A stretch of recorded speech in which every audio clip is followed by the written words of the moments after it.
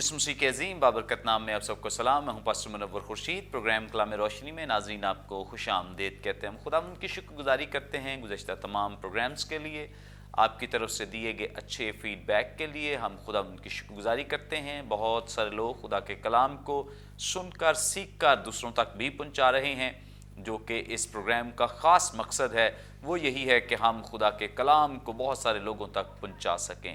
इसके लिए हम खुदा उनकी शुक्रगुजारी करते हैं। नाज़रीन, तीसरे सीज़न का प्रोग्राम नंबर 231 है, जिसमें हम खुदा के कलाम की सच्चाइयों को जानेंगे, सीखेंगे। जिन खुदाम ने आज हमें ज्वाइन किया है, मुख्तसरन तारफ़ इनका आपके साथ करवाते चलें। हमें ज्वाइन किया है पास्टर इमरान बशीर साहब ने, थैंक यू वेरी मच। और इनके साथ हमें ज्वाइन किया है एंथनी इजाज़ लेमुल साहब ने। Thank you. नाज़रीन, इससे पहले कि हम आज के मतन की तिलावत करें, मैं रिक्वेस्ट करूँगा एंथनी इजाज़ लेमुल साहब से प्लीज़ दुआ में रहनुमाई करें। दुआ करें। आए बाप, हम तेरे पाक कलाम के लिए शुक्रगुजार हैं जो तेरे इल्हाम से और पाक रूह की तहरीक से कलमबंद है, और खुदावंद हमारी इस्लाह के लिए मुयस्सर है। तेरा शुक्र करते हैं खुदावंद। बाप, जब इस प्रोग्राम की वसातत से हम तेरे कलाम के भेदों को सीखते, समझते, खोलते हैं, तो खुदावंद तू हमारी मदद फरमा और तमाम देखने सुनने वालों को खुदावंद उनके जहनों को खोल, ताकि कलाम की सच्चाई को सीखें और अपने ईमान में मजबूत हों और कलीसिया पाकिस्तान मजबूत हो। इस सारे प्रोग्राम के लिए, इस सारी एक्टिविटी को इसके ज़रिए की जाती है, हम शुक्रगुजार हैं यीशु के नाम से, आमीन। Thank you so much. नाज़रीन, कलाम मुक़द्दस में से अपनी रहनुमाई के लिए आज हम तिलावत करेंगे नए अहदनामे में से मुक़द्दस लूका की मारिफत लिखी गई इंजील, इसका 22वां बाब 64वीं आयत से 71वीं आयत तक। खुदा उनके ज़िंदगी बख्श पाक कलाम में यूं मरकूम है। और उसकी आंखें बंद करके उससे पूछते थे कि नबूवत से बता, तुझे किसने मारा? और उन्होंने ताने से और भी बहुत सी बातें उसके खिलाफ कहीं। जब दिन हुआ तो सरदार काहीन और फ़कीह यानी कौम के बुजुर्गों की मजलिस जमा हुई, और उन्होंने उसे अपनी सदर अदालत में ले जाकर कहा, अगर तू मसीह है तो हमसे कह दे। उसने उनसे कहा, अगर मैं तुमसे कहूं तो यकीन न करोगे, और अगर पूछूं तो जवाब न दोगे। लेकिन अब से इब्ने आदम कादिर मुतलक खुदा की दाहिनी तरफ बैठा रहेगा। इस पर उन सब ने कहा, पस क्या तू खुदा का बेटा है? उसने उनसे कहा, तुम खुद कहते हो, क्योंकि मैं हूं। उन्होंने कहा, अब हमें गवाही की क्या हाजत रही, क्योंकि हमने खुद उसी के मुंह से सुन लिया है। कलाम मुक़द्दस के पढ़े सुने जाने पे खुदा उनकी बरकत हो, आमीन। कलाम मुक़द्दस का ये हिस्सा जो भी हमारे सामने तिलावत किया गया है, नाज़रीन, इसमें चूँकि खुदावंद यीशु मसीह पर बहुत ज़्यादा जुल्म व सितम किया जा रहा है, और ख़ास तौर पे जो मुनाफिकाना रवैया है सदर अदालत का, सनहेड्रन का, वो भी हमारे सामने खुलकर आता है कि किस तरह से वो लोगों के मामलात को फैसल करते थे, और ख़ास तौर पे किस तरह से उन्होंने इस मुकदमे को फैसल किया है। एक नाजायज़ इल्ज़ाम लगाकर, नाजायज़ गवाहियाँ तैयार करके, गलत तरीके से उन्होंने सारी प्रोसीडिंग करते हुए इस काम को आगे बढ़ाया है। सो आज हम इन सारी बातों पर गौर करेंगे। हमारे पास खुदावंद के ज़बरदस्त खुदाम मौजूद हैं जो इस ताल्लुक़ से हमारी रहनुमाई करेंगे, हमें सिखाएंगे, ताकि बेहतर तौर से हम खुदा के कलाम को सीख सकें, जान पाएँ। सबसे पहले हम इसका आगाज़ करेंगे इमरान बशीर साहब से। इमरान साहब, आप हमारी रहनुमाई फरमाएँ। यहाँ पे जो 64वीं आयत पढ़ी गई है, उसकी आंखें यानी खुदावंद यीशु मसीह की आंखें बंद करके उससे पूछते थे कि नबूवत से बता, तुझे किसने मारा?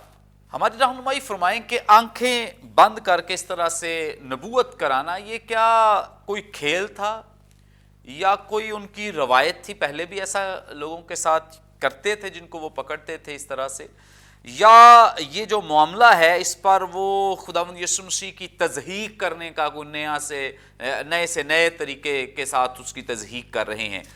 हमारी रहनुमाई फरमाएं कि किस तौर से हम इसको समझ सकते हैं। जी, प्रेज़ द लॉर्ड। खुदावंद की सिताइश करते हैं, क्योंकि खुदा का कलाम जो है وہ بہت ساری ایسی باتوں کو جب ہم اسے اسٹڈی کرتے ہیں تو وہ ہم پر آشکارا کرتا ہے, ہمیں بتاتا ہے کہ ہم اس باتوں کو سمجھ سکیں جو کہ نہ صرف اس وقت میں ہو رہی ہوتی ہیں بلکہ خدا کے کلام نے اس سے بہت سال پہلے بھی اس ایک بات کی طرف جو ہے وہ اشارہ کیا ہوتا ہے. اس سے پہلے کہ ہم اس کی ڈیٹیل میں جائیں کہ وہ کیا کوئی گیم ہے یا کس طرح سے اس کو جو ہے وہ اس کی خداوند یسوع مسیح کی تصحیح کر رہے ہیں, یہ باتیں خداوند کے کلام میں آلریڈی یسایہ نبی کے صحیفہ میں چیپٹر نمبر 53 بلکہ 54 کا میں کچھ آیات پڑھنا چاہوں گا تاکہ پھر ہم فردر جو ہے وہ آگے بڑھیں گے. یہ چیپٹر نمبر 52 اور اس کا 13ویں آیت سے جو ہے وہ میں پڑھ رہا ہوں. دیکھو میرا خادم اقبال مند ہوگا, وہ اعلیٰ و برتر اور نہایت بلند ہوگا, جس طرح بتھیرے تجھ کو دیکھ کر دنگ ہو گئے, اس کا چہرہ ہر ایک بشر سے زائد اور اس کا جسم بنی آدم سے زیادہ بگڑ گیا تھا. اب بات یہ ہے کہ خداوند کا کلام آلریڈی ان چیزوں کے بارے میں بتاتا ہے. اب جب خداوند یسوع مسیح یہاں پر ان کے پاس موجود ہیں تو ایک جو ہیٹریڈ ہے, جو ایک نفرت ان کے اندر چھپی ہوئی ہے, وہ یہ باہر نکال رہے ہیں. اور نہ صرف کیونکہ وہ اس وقت میں وہ نہ صرف ہنا جو ہے وہ اس سے ایک بہت زیادہ ہیٹریڈ رکھتا ہے, وہ کیفا کے پاس گیا ہے, وہاں پر بھی اس کو بہت ساری چیزوں کا سامنا ہے اور یہ اس کی تصحیح کر رہے ہیں, اسے ٹھٹھوں میں اڑا رہے ہیں. اور یہ جو ایک پرٹیکولر کام یہ جو کر رہے ہیں یہ ہے کہ یہ آنکھوں پر باندھ کر پٹی, آنکھیں بند کر کے باندھ کر وہ اس کو مارتے تھے اور اسے یہ پوچھتے تھے کہ بتا تجھے کس نے مارا ہے. اور جب آنکھوں پر پٹی باندھتے تھے تو اس کو بہت زیادہ زور سے مارتے تھے اور اس کا پورا چہرہ انہوں نے مار مار کر جو ہے وہ بگاڑ دیا اور خداوند یسوع مسیح سے بار بار پوچھ رہے تھے کہ بتا تجھے کس نے مارا ہے. اصل میں اگر آپ اس کو اسٹڈی کریں تو بہت سارے انسائکلوپیڈیاز جو ہیں وہ اس بات کی طرف اشارہ کرتے ہیں کہ یہ گیم تھی کیا. تو اس میں کوئی تقریباً 2000 سے زیادہ سال پہلے گریس کے اندر ایک بہت فیمس جو ہے وہ گیم تھی جسے بلائنڈ مین بف کہتے ہیں. وہ کرتے یہ تھے کہ بندے کی آنکھوں پہ پٹی باندھ کر اس کو مارتے تھے اور اس سے پوچھتے تھے کہ بتا جو ہے وہ کس نے مارا, اور جب وہ گیس کر لیتا تھا کہ کس نے مارا تو پھر جس کو گیس کیا ہوتا تھا اس کی آنکھوں پہ پٹی باندھتے تھے اور وہ کرتے تھے. اب وہ مارتے کس سے تھے, وہ میلٹس بنی ہوئی ہوتی تھی, مطلب لکڑی اور اس کے آگے گول سا اس کا راؤنڈ لگا ہوتا تھا, اس سے وہ مارتے تھے. وہ تو خیر ایک گیم کے طور پر تھی, پھر آہستہ آہستہ آہستہ بڑھتی وہ گیم جو ہے وہ بڑی اس کے اندر بروٹیلٹی انہوں نے ایڈ کر دی. اور جب یہ رومنز اور یہ لوگ جو ہے وہ جب لوگوں کو سزائیں دیا کرتے تھے تو اس میں بھی یہ گیم کھیلا کرتے تھے اور مختلف علاقوں میں مختلف ناموں سے یہ جو ہے وہ گیم جو ہے وہ مشہور تھی. پرٹیکولرلی اگر ہم رومنز کی بات کریں تو وہ اس کو کہتے تھے بلائنڈ فلائی. تو دور سے بھی مارتے تھے, پتھر مارتے تھے اور کہتے تھے کہ یہ تجھے کس نے, اور وہ بندہ جو ہوتا تھا وہ فائنڈ آؤٹ کرتا تھا کہ مجھے کس نے مارا. اصل میں ان کا پیچھے پرپز یہ ہوتا تھا کہ اس کی تضحیق کرنا, اس کا مذاق اڑانا, اس کی بے عزتی کرنا ہوتا تھا اور ان کو اس بات میں مزہ آتا تھا. تو اس ایک کام کو یہ کر رہے تھے. اب ایک تو یہ ہے کہ یہ اپنی گیم جو ہے وہ کھیل رہے تھے اور and they were enjoying by doing all that. لیکن جو بڑی اہم بات ہے وہ یہ ہے کہ انہوں نے خداوند کے کلام میں لکھا ہوا ہے کہ اسے کہتے تھے کہ نبوت سے بتا تجھے کس نے مارا ہے. اصل میں جو خداوند یسوع مسیح کا کلیم ہے کہ وہ کس طور سے وہ ساری باتوں کو جاننے والا ہے, وہ خدا کا بیٹا ہے, اس ساری بات کو لے کر وہ اس کو مذاق کر رہے تھے اور کہتے تھے اب اس کی نبوت کر. اگر ہم اس بات پر غور کریں تو خداوند کے کلام میں آلریڈی موجود ہے. میں یہ چاہتا ہوں کہ یہ حوالہ بھی جو ہے نا وہ ہم ضرور جو ہے وہ پڑھیں. مرکس کی انجیل میں اس کے 6 باب کے اندر جب خداوند یسوع مسیح جو ہے وہ آئے ہیں اور ان کو رد کیا گیا ہے تو انہوں نے یہ بات کہی ہے اور یہ چیز ان کے اندر شامل تھی ان لوگوں میں کہ وہ یہ اس طرح سے کرتے تھے. لکھا ہے پھر 6 باب کی پہلی آیت, پھر وہاں سے نکل کر وہ اپنے وطن میں آیا اور اس کے شاگرد اس کے ساتھ ہو لیے. میں تیسری آیت پڑھ رہا ہوں. کیا یہ وہی بڑھئی نہیں جو مریم کا بیٹا اور یعقوب اور یوسیس اور یہودا اور شمعون کا بھائی ہے, اور کیا اس کی بہنیں ہمارے ہاں نہیں؟ پس انہوں نے اس کے سبب سے ٹھوکر کھائی. اور خداوند یسوع مسیح نے یہاں پر ایک بات کی, اس نے کہا, یسوع نے ان سے کہا کہ نبی اپنے وطن اور اپنے رشتہ داروں اور اپنے گھر کے سوا اور کہیں بے عزت نہیں ہوتا. سو بات یہ ہے کہ وہ آلریڈی اس بات کو ریویل کر چکا ہے کہ یہ نبیوں کو بے عزت کرنے والے ہیں, یہ نبیوں کو رد کرنے والے ہیں. اور بلکہ لوکا کی انجیل میں اگر ہم 11ویں باب کے اندر دیکھیں تو لکھا ہے کہ تمہارے باپ دادا نے نبیوں کو قتل کیا ہے, and that is exactly they are repeating. جو وہ نسل در نسل ایک بات چلتی آ رہی ہے وہ اسی کام کو کر رہے ہیں, ریپیٹ کر رہے ہیں, تضحیق کر رہے ہیں, کیونکہ انہوں نے نبیوں کو مارا, ان کی باتوں کو رد کیا, انہیں ریجیکٹ کیا, اور اس سارے کام میں they were enjoying that thing, اور انہوں نے اس ایک بات کو کیا, اور یہ اسے بار بار کہہ رہے ہیں کہ اب نبوت کر, اب اپنے آپ کو ثابت کر کہ تو نبی ہے, تو یہ کر سکتا ہے. اور میں جتنے بھی ہمارے ناظرین دیکھ رہے ہیں میں انہیں یہ ضرور کہنا چاہوں گا کہ آپ اپنی زندگی میں, اپنی لائف میں اس ایک بات کو ضرور رکھیں کہ ہم نے خداوند کو, خدا کے کلام کو کس طرح سے لینا ہے. بعض اوقات ہم بھی اس کی قبولیت کرتے ہوئے, اس کو لیتے ہوئے بہت زیادہ مذاق میں, ٹھٹھوں میں, تضحیق میں چیزیں جو ہے وہ بڑی شامل کر دیتے ہیں, اور بڑے کیجول ایٹیٹیوڈ ہم نے ڈیولپ کر لیا ہے خدا کے کلام کو لے کے. تو ہمیں اس ایک بات میں بھی بلٹ آن کرنا ہے کہ ہم نے ان چیزوں کو رپیٹ نہیں کرنا جو کسی بھی وے میں ہمیں خدا کے کلام میں ملتی ہیں, جو بائبل میں موجود ہیں. We need to be very very careful, کیونکہ ہر بات کے پیچھے ایک کہانی ہے, ایک جو ہے وہ پیچھے سٹوری موجود ہے جو ہمیں یہ بتاتی ہے کہ خداوند یسوع مسیح نے جب ان ساری چیزوں کو برداشت کیا ہے تو وہ اسی لیے کیا ہے تاکہ ہمیں جو ہے وہ بلٹ آن کر سکیں, ہمیں وہ بتا سکیں کہ how we have to move on. Thank you so much. بڑی زبردست خوبصورت باتیں, اور جس طور سے خداوند یسوع مسیح نے اپنی زبان اقدس سے ارشاد فرمایا تھا کہ اگر کوئی تیرے داہنے گال پر تمانچہ مارے تو دوسرا بھی اس کی طرف پھیر دے, وہاں دراصل خداوند یسوع مسیح کہہ رہے ہیں کہ اگر تمہاری بہت زیادہ تضحیق کی جائے, بے عزتی کی جائے, تو اگر اس وجہ سے کی جا رہی ہے کہ ہم مسیحی ہیں تو ہمیں پھر اپنے آپ کو اس کے لیے مزید پیش کرنا ہے کہ مسیح کے نام کی خاطر ہم تضحیق برداشت کرنے کے لیے بھی تیار ہیں. اور یسوع مسیح نے نہ صرف یہ زبان سے کہا بلکہ پریکٹیکلی کر کے دکھایا ہے, کہ بعد میں کوئی یہ نہ کہے کہ خود تو کیا نہیں ہے تو کہتے رہے ہیں کہ یہ کرنا وہ کرنا. تو یسوع مسیح نے بذات خود یہ تضحیق جو ہے اس کو برداشت کیا ہے, بے عزتی کو برداشت کیا, اور اس کی کوئی لمٹ نہیں ہے. مقدس یسایہ اپنے صحیفے میں بیان کرتے ہیں کہ اس نے اپنی پیٹھ جو ہے وہ پیٹنے والوں کے حوالے کر دی, مطلب اس میں لمٹ نہیں ہے. اس نے اپنا منہ جو ہے وہ تھوکنے کے لیے, مار کھانے کے لیے پیش کر دیا, اپنا بدن جو ہے وہ دے دیا. اس میں کہیں پر خداوند یسوع مسیح نے رک کر یہ نہیں کہا کہ نہیں میں اب اس کا بدلہ لوں گا, میں اس کا جواب دوں گا, یہاں پر تم نے میرے ساتھ زیادتی کیا. ہرگز ایسا نہیں. جہاں وہ پتہ ہے انہیں کہ جس مقصد کے لیے یہ تضحیق کی جا رہی ہے اور جس مقصد کے لیے ان پر یہ ظلم و ستم ڈھایا جا رہا ہے, اس کے بغیر وہ اس مقصد میں کامیاب ہو نہیں سکتے, اس لیے انہوں نے اپنے آپ کو پیش کر دیا. اور یہی درس جو ہے, یہی سبق جو ہے وہ مسیحی قوم کو بھی خداوند یسوع مسیح نے دیا ہے کہ ہمیں بھی اگر مسیح کی خاطر ظلم و ستم کیا جا رہا ہے تو ہم اسے برداشت کرنے کے لیے تیار رہیں. لیکن اگر کوئی شرارت کی وجہ سے مکے کھا رہا ہے یا کوئی اور خرابی کر کے کہتا ہے اور پھر نام لگا دیتے ہیں جی شاید مذہب کی وجہ سے میرے ساتھ زیادتی ہو رہی ہے, تو یہ تو مسیح کے نام پہ بھی زیادتی ہو رہی ہے اور مسیحی مذہب کے ساتھ بھی زیادتی. اور اگر اس طرح سے آپ بلیک میل کرنے والے ہیں مسیح کے نام کو, سو اگر مسیح کی خاطر ہمارے ساتھ زیادتیاں ہو رہی ہیں تو یہ کوئی بعید نہیں ہے, کوئی بڑی بات نہیں, کیونکہ اس سے پہلے یسوع مسیح نے یہ سب کچھ ہمیں بتا دیا. بڑی خوبصورت باتیں جو عمران صاحب نے بڑا بھید ہمارے سامنے کھولا ہے کہ یہ گیم اور کھیل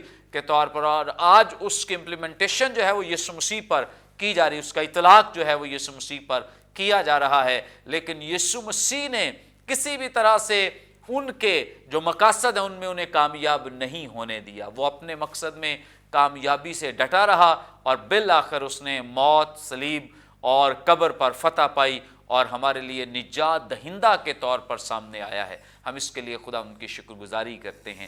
آگے بڑھیں گے اور اینتھنی اجاز لیمل صاحب سے جانیں گے. سر آپ ہماری رہنمائی فرمائیں, خداوند یسوع مسیح پر ہر ایک طریقہ اپنایا ہے ظلم کرنے کا اور زیادتی کرنے کا, وہ چاہے وربل ہے, چاہے اس کے جسم کو مارا جا رہا ہے اور کسی اور طریقے سے بھی اسے پنچ کیا جا رہا ہے. یہاں ایک اور وے انہوں نے یوز کیا ہے اسے تکلیف دینے کا, اور وہ ہے تانے دینا. ہماری رہنمائی فرمائیں کہ یہ تانے دینا، یہ اس سے مراد کیا ہے، یہ ہے کیا چیز، اور یہ کتنا پینفل اور کتنا تکلیف دہ ہے؟ Thank you. پاسٹر عمران نے بڑی خوبصورتی سے بتایا. ایکچولی یہ گیم بچوں میں بھی بڑی پاپولر ہو گئی تھی. وہ کھیلتے تھے اور اس میں وہ زیادہ نہیں ہوتا تھا، ہلکا سا مار کے پوچھنا کون ہے. لیکن جس طرح انہوں نے بتایا کہ وہ رومی چونکہ حاکم تھے اور وہ اپنے اس پاور کو شو کرنے کے لیے سختی کرتے تھے. تو ایک میں آرٹیکل پڑھ رہا تھا تو وہ صرف مارتے نہیں تھے، شاید سکن کو بھی نوچ دیتے تھے، ایکچولی پیل آف کر دیتے تھے سخت کسی چیز کے ساتھ. تو گریک کا لفظ ہے مائنڈا، اس کھیل کا نام مائنڈا ہے. اچھا اب اس میں ایکچولی 63 سے ہم پڑھتے ہیں نا، اگر 65 تک پڑھیں تو ٹھٹھے ہیں مارنا بلائنڈ فولڈ کر کے، پھر نبوت تنزیہ طور پر نبوت کرو جی بتاؤ، یعنی کیونکہ وہ دعویٰ کرتے تھے یسوع المسیح. اور پھر تانے بازی ہے، یعنی تانا دینا. اگر آپ ہسٹوریکلی جائیں دیکھیں، اٹس ویری انٹرسٹنگ. جب یسوع کی آمد ہے اور یوحنا کی انجیل میں جب یوحنا منادی شروع کرتا ہے تو everybody is very keen interested to know کون ہے یہ، کیا کر رہا ہے، بیکاز ان کا انتظار تھا کہ مسیح آئے گا، دا مسیح ول کم. اوکے. اچھا اب جب وہ یسوع المسیح کی جب زندگی کی تعلیمات کو آپ دیکھیں تو وہ اس سسٹم کو چیلنج کر دیتے ہیں. اوکے. Through out. اور سب سے خوبصورت جو پکچر ملتی ہے ہمیں 23 اور 24 اور 25. اب آپ اگر آپ 23 کو پڑھیں تو وہ ہیکل میں ہیں اور وہاں پر وہ غالباً 8 مرتبہ فقی اور فریسیوں پر افسوس کرتے ہیں. یعنی is not happy with the علماء. ٹھیک ہے، لیڈرشپ. اس کے علاوہ آپ کو بڑے اگزامپلز ملیں گے جہاں پر وہ چیلنج کرتے ہیں، ان کو کوئری کرتے ہیں. پھر ایک اور کام جو کیا، اس پر ایک شاید ایپیسوڈ بھی کیا تھا ہم نے، ہیکل کی صفائی کی. اب وہ جو ہیکل کا کاروبار تھا، ہیکل کا جو سکہ تھا، وہ جو تختے لگے ہوئے تھے کاروبار کے، ان کے پیچھے یہ کاہن تھے، سردار کاہن تھے، ان کا بزنس تھا. اب امیجن کریں کہ اپنی خدمت میں جب ایک شخصیت یسوع المسیح جیسی جو اتنا ریڈیکلی ان کو چیلنج کر دیتا ہے نا، وہ ان کے لیے تکلیف دہ بات تھی، وہ اچھی بات نہیں تھی. اب ان کو موقع ملا کہ وہ جو یہ جو یسوع المسیح ان کے لیے کہتے رہے. آف کورس ان کا کہنا واز، میں سمجھتا ہوں کہ پہاڑی آواز میں ہم بڑا کلیئر پڑھتے ہیں کہ وہ کمپیئر کر کے وہ کہتے ہیں بھائی یہ صرف لفظی بات نہیں ہے، اس کو آپ عملی طور پر کریں. مثلا اگر تم نے کسی عورت کے لیے دل میں برا سوچا، تم نے زنا کیا، اور زنا سے نکلنے کے رستے تھے تلمود کے اندر، مطلب وہ ثابت کر کے نکل جاتے تھے. اب یہاں پر وہ جو کر رہے ہیں ادھر، اٹس ویری انٹرسٹنگ. 2 لفظ استعمال ہوئے ہیں گریک کے، جو تانا کا ترجمہ تانا ہے یا ٹھٹھے کرنا. ایک لفظ ہے کہ اس سینس میں اس حد تک تنقید کرنا کہ وہ ایک طرح سے گھٹیا طریقے سے، انگلش میں کہوں گا ابیوسو وے. ابیوسو مینز کہ گالی گلوچ ہو جاتا ہے. اور نہ صرف یہ غصہ مطلب ابیوسو ہے، اٹ از آلسو ٹیکنیکلی غصہ اور انسلٹ. یہ I mean کوئی آپ کو بری بات کہہ رہے، اچھا ہمیں نہیں اچھا لگتا کوئی کہے. ٹھیک ہے. تو ایک جو لفظ ہے گریک کا وہ سجیسٹ کرتا ہے کہ تنقید ابیوسو وے میں، گالی گلوچ کے اندر، اور پھر غصے میں، اور پھر ایک طرح سے گھٹیا کرنے کی. وہی اس لیے کہ میں نے جو عرض کیا کہ یسوع نے ان کو چیلنج کر دیا تھا اپنی تعلیمات کے اندر سے. دوسرا جو لفظ ہے وہ جو ترجمہ کرتا ہے اس کو گریک میں، اس کا مطلب ہے کہ ایک یعنی دل کے اندر وہ کیا کہیں گے، ہیٹریڈ، ایک نفرت بھری گہری نفرت. صرف نہیں، گریک سجیسٹ کرتا ہے گہری نفرت، یعنی ایک سے نفرت، ایک بالکل وہ نفرت جو گہری ہے، اس نفرت کے ذریعے سے آپ کسی کو ٹیز کرتے ہیں. اور 2 ادر گریک ورڈ جو سجیسٹ کرتا ہے اس گرامیٹیکلی، جب اس ورس کو پڑھیں گے، وہ کہتا ہے دے کنٹینیوڈ، یعنی وہ باز نہ آئے، وہ کرتے گئے اور کرتے گئے. سو یہ آف کورس بھائی نے بڑا اچھا یسایہ کا کانٹیکس دیا، سفرنگ سرونٹ. اس میں 4 ڈائمینشنز آپ کو ملتی ہیں بڑی خوبصورتی کے ساتھ، اور وہ واضح طور پر پکچر ہے کہ مسیح آنے والا کیا ہوگا. تو میں کبھی کبھی سوچتا ہوں کہ ہم نے کبھی شاید کبھی غور توجہ نہیں دی اس طریقے سے کہ یسوع نے ہماری خاطر کیا کچھ سہا. اگر آپ کو کوئی تانا مارے, کوئی آپ کو بےزتی کرے, ہمیں اچھا نہیں لگتا, لڑائی جھگڑے ہو جاتے ہیں.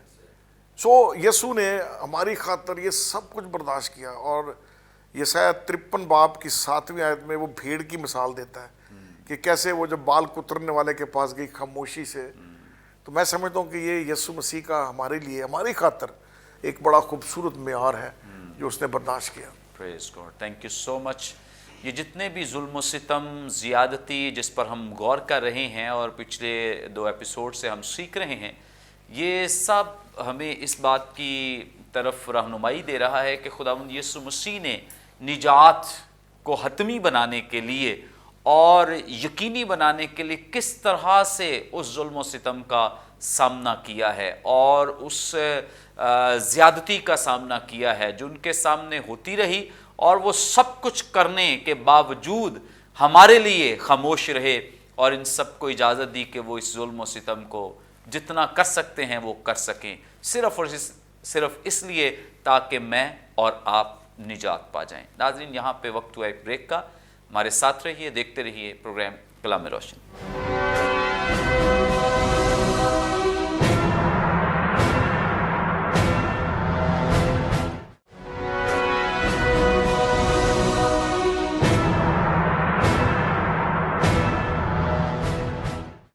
ناظرین, آپ دیکھ رہے ہیں پروگرام کلام روشنی. بریک پر جانے سے پہلے بڑی خوبصورت بابرکت باتیں جو خداوند کے کلام میں سے ہم سیکھ رہے ہیں اور یقیناً آپ سب بڑی برکت پا رہے ہیں. آگے بڑھیں گے اور ہم اس سلسلے کو جاری رکھتے ہوئے عمران بشیر صاحب سے جانیں گے.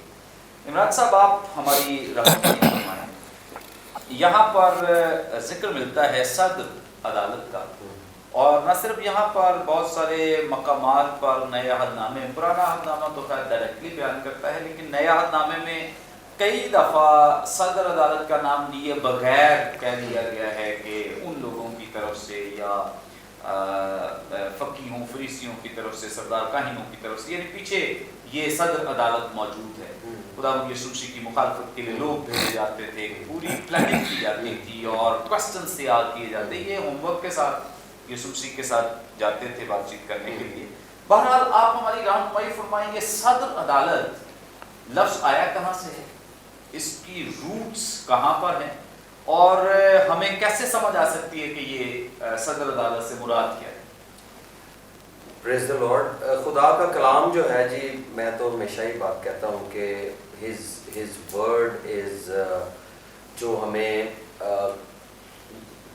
اس کی خدا کے کلام میں یہ آیت ہے کہ تیری باتوں کی تشریح نور بخشتی ہے. تو جب ہم خدا کا کلام پڑھتے ہیں وہ ہمیں الومینیٹ کر دیتا ہے, انلائٹن کر دیتا ہے, ہمیں روشن کر دیتا ہے تاکہ ہم چیزوں کو سمجھ سکیں. اب یہاں پر پرٹیکولرلی اس پیسیج کے اندر جب ہم صدر عدالت کی اگر ہم بات کریں تو یہیں پر ہی جو ہے وہ اسی ورس کے اندر جو آیت نمبر 66 ہے وہ لکھا ہوا ہے کہ جب دن ہوا تو سردار کاہن اور فقیہ یعنی قوم کے بزرگوں کی مجلس جمع ہوئی اور انہوں نے اسے اپنی صدر عدالت میں لے جا کر کہا. اب یہاں پر ہمیں اس بات کو انڈرسٹینڈ کرنا ہے کہ یہ مجلس کون سی ہے, یہ کون لوگ ہیں جہاں پر. اس سے پہلے کہ ہم اس کو دیکھیں, آئیں اس کی روٹس پر چلتے ہیں کہ یہ اس کا آغاز جو ہے وہ کس طرح سے ہوا اور کس طرح سے جو ہے وہ یہ شروع ہوا. خدا نے جب اپنی قوم کو, بنی اسرائیل کو جو ہے وہ مصر کی غلامی سے نکالا, جب انہیں نکال کر لایا تو خدا نے اپنے بندہ موسیٰ کو بہت ہی زبردست طریقے سے شریعت دی اور اسے بتایا کہ کس طرح سے انہوں نے پورے سسٹم کو لے کر جو ہے وہ آگے بڑھنا ہے. اور اس پورے سسٹم کے اندر جو بیسک بات ہے وہ 10 احکام ہیں. اور میں تو یہ اکثر بات کرتا ہوں کہ پوری دنیا میں جتنا بھی نظام ہے عدل کا, اگر ہم اس کو سمرائز کریں دیکھیں تو ایونچولی یہ اینڈ جہاں پر ہوگا وہ یہی 10 کمانڈمنٹس ہیں جو خدا نے جو ہے وہ بتائے ہیں, جن کا تعلق ورٹیکل بھی ہے, ہاریزونٹل بھی ہے, انسانوں کے ساتھ بھی ہے, خدا کے ساتھ بھی ہے, باقی ریلیشنل بھی ہے. میں اس میں نہیں جاؤں گا, لیکن ہم اگر استثناء کی کتاب کے اندر دیکھیں تو خدا نے ایک مکمل نظام عدل و انصاف کا جو ہے وہ دیا ہے. یہ 16ویں باب کی 18ویں آیت سے جو ہے وہ میں پڑھ رہا ہوں, لکھا ہے تو اپنے قبیلوں کی سب بستیوں میں جن کو خداوند تیرا خدا تجھ کو دے قاضی اور حاکم مقرر کرنا جو صداقت سے لوگوں کی عدالت ہے، تو انصاف کا خون نہ کرنا، نہ تو کسی کی روح رعایت کرنا اور نہ رشوت لینا، کیونکہ رشوت دانش مند کی آنکھوں کو اندھا کر دیتی ہے اور صادق کی باتوں کو پلٹ دیتی ہے۔ اب ہم یہاں پر دیکھیں تو یہ روٹ ہے اس عدل کے نظام کی جس کے اندر بعد میں یہ لوگ آپریٹ کر رہے ہیں، لیکن یہاں پر اس کی شکل کیسی ہے؟ یہ بالکل بدل گئی ہے شکل۔ حالانکہ اگر دیکھا جائے تو ویسے بھی اگر ہم جو یہودیوں کا نظام عدل ہے اس کی اسٹڈی کریں تو ہمیں یہ بات پتہ لگتی ہے کہ they have a certain perfect system، جس میں خدا نے جو سب سے ہائی لائٹڈ فیکٹر رکھا تھا وہ مرسی رکھا تھا، وہ رحم رکھا تھا، کہ تم نے اس طرح سے عدل کرنا ہے کہ کسی بھی ایسے شخص کے ساتھ زیادتی نہ ہو جو بے گناہ ہے اور تم اس کو جو ہے وہ سزا دے دو۔ اس کا سٹرکچر انہوں نے یوں ڈیزائن کیا تھا کہ اگر کسی لوکیلٹی میں جہاں جہاں، کیونکہ یہ ٹرائبس تھے، یہ قبیلے تھے، اور قبیلے جب آباد ہوئے مختلف جگہوں پر جانا شروع ہوئے تو ان ٹرائبس کا انہوں نے سسٹم یہ بنایا تھا کہ جہاں پر بھی 120 خاندان کے سربراہ موجود ہیں، جہاں پر بھی 120 ہیڈز جو ہے موجود ہیں، وہاں پر ایک جو ہے وہ کوٹ قائم کیا جائے گا تاکہ اس عدالت کے اندر ان 120 گھرانوں کی پوری، اگر کوئی ایسی بات ہے جہاں انہیں انصاف چاہیے، کوئی چیز چاہیے، تو وہ قائم کی جائے گی۔ لیکن کچھ ایریاز، کچھ علاقے ایسے بھی تھے جہاں پر 120 ہیڈز نہیں تھے، تو جہاں پر 120 ہیڈ نہیں ہوتے تھے وہاں پر ان کی تعداد کے مطابق 7 اور 3 جو ہے وہ مقرر کرتے تھے جو ان کے فیصلے کرتے تھے۔ اب یہ وہ عدالت ہے which you can say کہ جس کو آپ کہہ سکتے ہیں کہ ایک اسمال کورٹ ہے، یا جیسے ہمارے مختلف ہے، جیسے ہائی کورٹ ہے اور سپریم کورٹ ہے، ایک سمجھانے کے لیے میں یہ بات کر رہا ہوں، اسی طریقے سے یہ ایک اسمال ہے۔ لیکن جو صدر عدالت ہے وہ یہ نہیں ہے جو 120 کے اوپر ہیڈز جو ہے وہ موجود ہوں گے۔ صدر عدالت یہ تھی جس کے اندر 71 کی تعداد جو ہے وہ قاضیوں کی ہوگی، ان لوگوں کی، ججز کی ہوگی، اور یہ جو نچلی کورٹس میں پروون اور بہترین طریقہ سے کام کر کے لوگ آتے تھے ان کو یہ اوپر جو ہے وہ شفٹ کیا کرتے تھے۔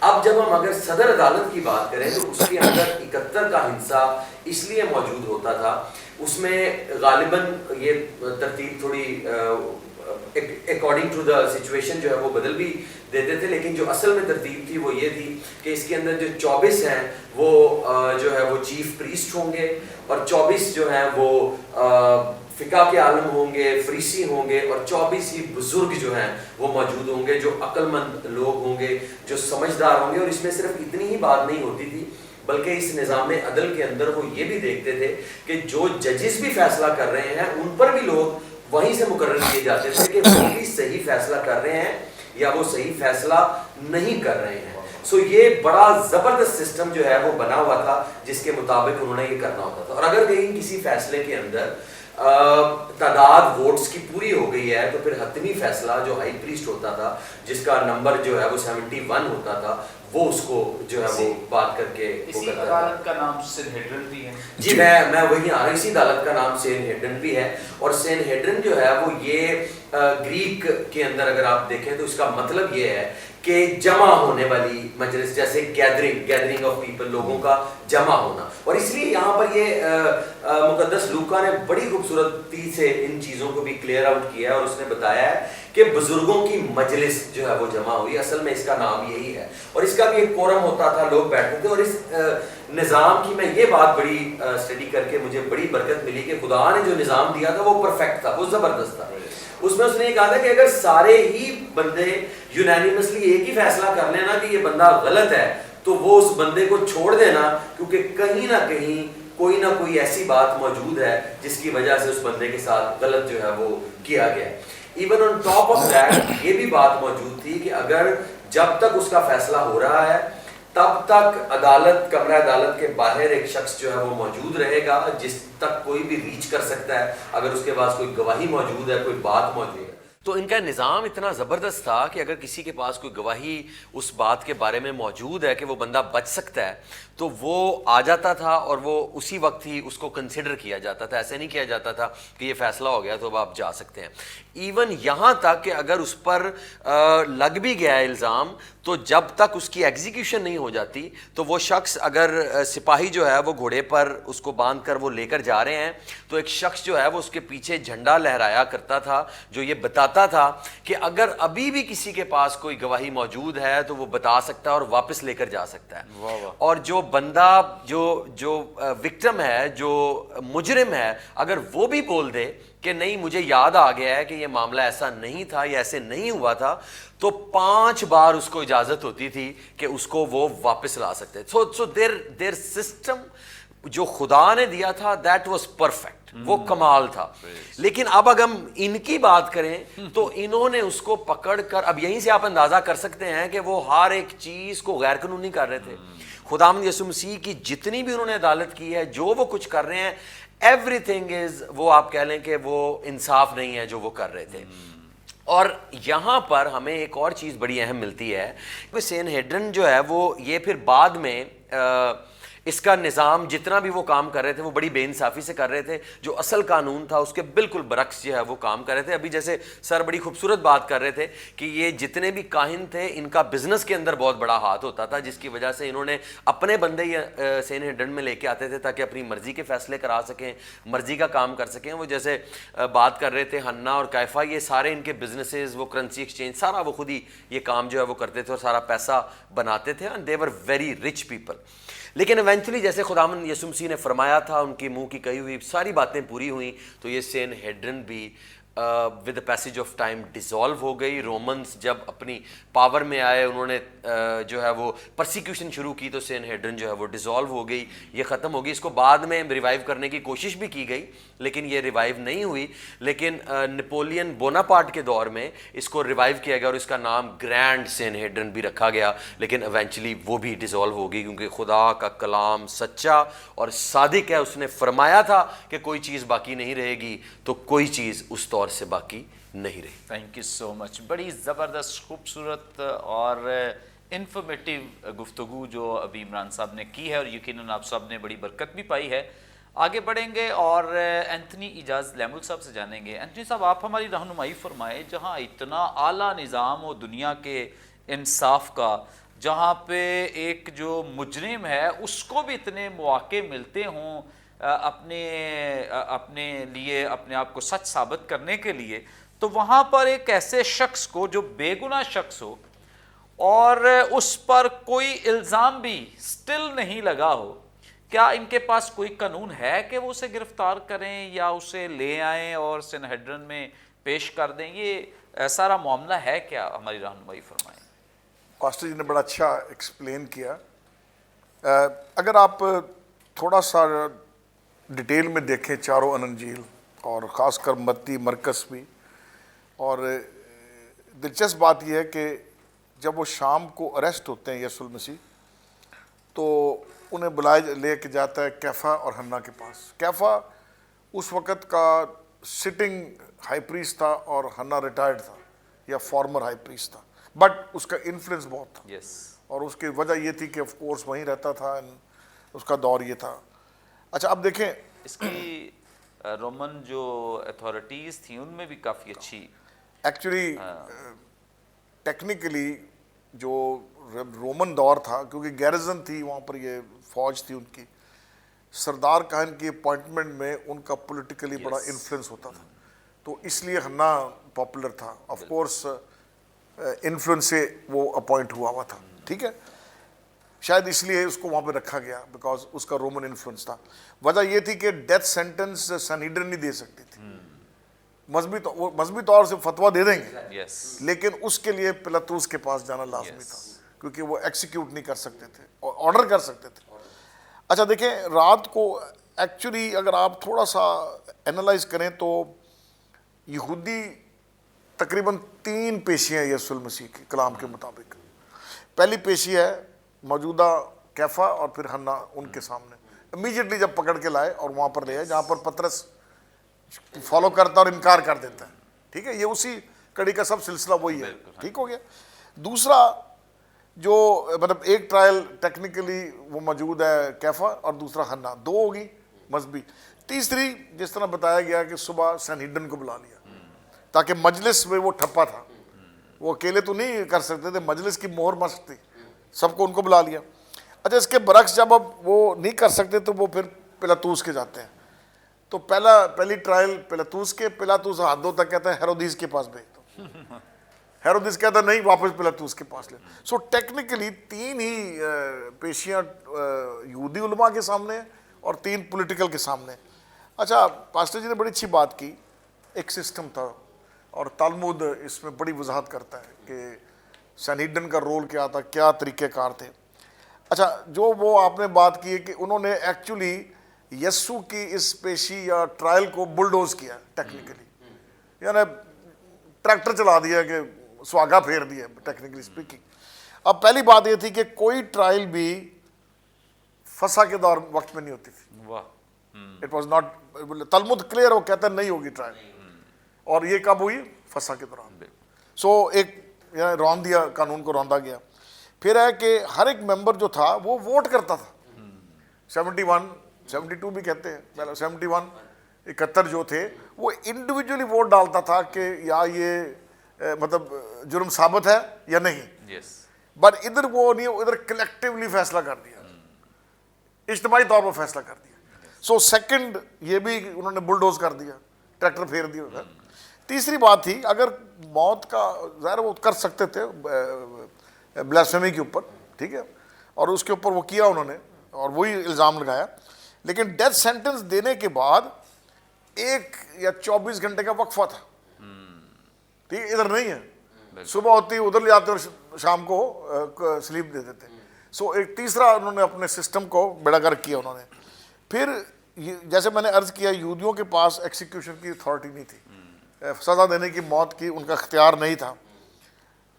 اور دوسری امپورٹنٹ بات جو تلمود کہتی ہے، کوئی بھی فیصلہ، کوئی بھی پیشی، کوئی بھی ٹرائل رات کو نہیں ہونی تھی، یہ نہیں تھی پاسبل. اب وہ اس کو لیگلائز کرنے کی صبح مجلس کو بلا لیا، رات کو کیفا اور ہنا نے ٹرائل کر دی، انہوں نے بریف کر دیا ہم نے سن لیا، فارغ ہے یہ، یعنی اس کو سزا دو. لیکن وہ صرف ایک وہ آئی واش کیا کہ سویرے وہ، لیکن ٹیکنیکلی رات کو ہی ٹرائل ہوگی ہنا اور کیفا کے سامنے. سو یہ بھی ایک انہوں نے تلمود کا وہ جو قانون کا سسٹم ہے اس کو اگنور کیا. اس کے بعد جو ایکیوز تھا جس پر الزام ہے اس کو حق تھا کہ اپنا وکیل کھڑا کرے. یس. کوئی نہیں، موقع نہیں دیا، دیا نہیں موقع، نا کھڑا نہیں کیا. پھر اس کے بعد جو ایک اور جو بہت بڑی غلطی ہے وہ یہ تھا کہ کوئی بھی آپ سیلف ڈسکرمنیٹنگ اسٹیٹمنٹ نہیں کر سکتے تھے. اور یہاں پہ وہ کہتا ہے بڑی کلیئر کہتا ہے کیا تو خدا کا بیٹا. اور کئی دفعہ اگر آپ موجودہ ٹرائل سسٹم کو دیکھیں نا، اگر آپ کوئی وکیل جرا کرتا ہو، مخالف وکیل ہو یا فیور کا ہو، جب کبھی وہ اس قسم کی پھر وہ آبجیکشن ریز کر دے گا اگلا وکیل کیا کہ یہ غلط ہے، یہ میرے مطلب کلائنٹ کو فیڈ کر رہا ہے، ٹھیک ہے. اور یہ الاؤڈ نہیں تھا تلمود کے مطابق، لیکن یہاں ہم پڑھتے ہیں کہ انہوں نے کیا. اور یہ مطلب دیکھا جائے تو یسوع المسیح کی ٹرائل کو انہوں نے فٹافٹ نبیڑا کہ چلو جی فارغ کریں جلدی سے. اس کے برعکس جو نہیں نا بات بنی تو پھر پلاطوس کے گئے. اوکے، پلاطوس کے جب جاتے ہیں تو وہاں ٹرائل کا رنگ ہی بدل گیا. وہاں رنگ کیا بدل گیا؟ وہ کہتے ہیں کہ یہ لوگوں کو ابھار رہا ہے، وہ انہیں پولیٹیکل الزام لگا دیا، ابھار رہا ہے. پھر کیا کہتے ہیں؟ وہ کہتا ہے جی ٹیکس نہ پے کرو، جبکہ یسوع نے کہا اس کا سکہ دکھاؤ. یہ کس کی تصویر ہے؟ کیسر کا کیسر کو دو، خدا کا خدا. اسے کبھی بھی نہیں کہا ٹیکس نہ دو، جبکہ یہودی جو ریڈیکل تھے وہ ٹیکس کے خلاف تھے، بالکل خلاف تھے. تیسری بات جو تھی وہ کہتے ہیں کہ یہ یہودیوں کا بادشاہ. اچھا ایک اور یہ میں نے پڑھا نہیں پر یہ میرا تجزیہ ہے، فسا پر ایک ڈاکو ریلیز کرتے تھے ایک کرمنل کو، اور شاید جلد بازی کی ریزن یہ بھی تھی کہ ریلیز کرا لیا بarabbas کو. اب بarabbas ڈاکو نہیں تھا، وہ حریت پسند تھا. اگر آپ پڑھیں اس کے بارے میں، وہ فریڈم فائٹر تھا، محب وطن. ہاں محب وطن تھا، وہ ان کے لیے پاپولر تھا because they were against the Romans. تو شاید ایک یہ بھی ریزن ہے کہ انہوں نے قانون کو رد کر دی، مطلب بلڈوز کر کے اس لیے کیا کہ اس فائدے کو اٹھا کے بجائے یسوع کو ریلیز کرائیں بarabbas کو ریلیز کرائیں. تو اگر دیکھا جائے تو یہ ٹرائل ٹیکنیکلی غلط ہے، پر پھر کلام کی بات تھی، یسوع کا مصلوب ہونا مشٹ تھا تاکہ میں گناہ سے معافی پا سکوں، ہم پا سکیں، اور اس کے لیے ہم خدا کے شکر گزار ہیں. پریز God, thank you so much. بڑی خوبصورت بابرکت باتیں جو خدا ان کے کلام میں سے ہم نے سیکھی ہیں، اور یقیناً آپ نے بہت کچھ نیا سیکھا ہے، انفارمیٹیو جانا ہے، اور بہت ساری ایسی خوبصورت باتیں جو خدا کے کلام میں راز بھید کے طور پہ بیان کی گئی ہیں، ان کو بھی خدا نے روح القدس کے وسیلے سے ریویل کیا ہے. ہم اس کے لیے خدا ان کی شکر گزاری کرتے ہیں. تھینک یو سو مچ جناب، تھینک یو سو مچ. ناظرین، یقیناً آج کے پروگرام کے وسیلے سے آپ نے بڑی برکت پائی ہے. ابھی بھی آپ کا کوئی سوال ہو، اسکرین پر دیے گئے نمبرز ڈائل کریں، اپنا سوال ہم تک پہنچائیں. کوئی دعا یا درخواست تو دے سکتے ہیں، کوئی ٹیسٹمنی وہ شیئر کر سکتے ہیں. ہمارے تمام پروگرامز آپ یوٹیوب پہ واچ کر سکتے ہیں. واچ کرنے کے لیے برکت ٹی وی آفیشیل کے نام سے ہمارا چینل ہے، ضروری سے سبسکرائب کریں، دوسروں کے ساتھ شیئر کریں، تاکہ زیادہ سے زیادہ لوگ خدا کے کلام کی سچائیوں کو جان سکیں، سیکھ سکیں. پروگرام کے تعلق سے اپنا فیڈ بیک دینا نہ بھولیں. آئندہ ایک نئے پروگرام کے ساتھ دوبارہ آپ کی خدمت میں حاضر ہوں گے. تب تک کے لیے اجازت دیجیے. دیکھتے رہیے برکت T V. God bless you all.